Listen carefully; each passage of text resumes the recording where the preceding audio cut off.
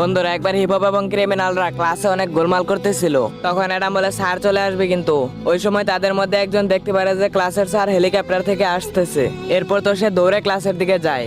এরপর ক্লাসের স্যার উড়ে এসে সবার উপর ল্যান্ডিং করে। এরপর ক্লাসের স্যার বলে যে তোরা কে কে দুষ্টামি করছ, তোরা দাঁড়া। ঠিক ওই সময় ক্লাসের আরেকটা ছাত্র দৌড়ে ক্লাসের ভিতরে চলে আসে। তখন সাকুরা বলে এত দেরি কেন?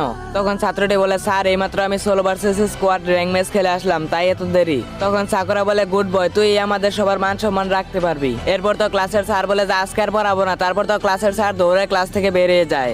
এদিকে তো ক্রিমিনাল এবং তার বন্ধু দুজনে মিলে টয়লেট করতেছিল। তখন তারা ক্লাসের স্যারের নামে বদনাম করতেছিল। তো বন্ধুরা এরপর ক্লাসের স্যার যেটা করলো সেটা দেখলে তো তোমরা সবাই অবাক হয়ে যাবা। কিন্তু সেটা দেখার আগে বন্ধুরা ফ্রি ফায়ার লাভার হলে ভিডিওটাতে একটা লাইক এবং চ্যানেলটাকে সাবস্ক্রাইব করে দিও। আর যদি পাবজি লাভার হয়ে থাকো তাহলে একটা কমেন্ট করো। আমি দেখতে চাই যে ফ্রি ফায়ার লাভার বেশি নাকি পাবজি লাভার বেশি। তো বন্ধুরা তারপর তো ক্লাসের স্যার দুজনকে ধাক্কা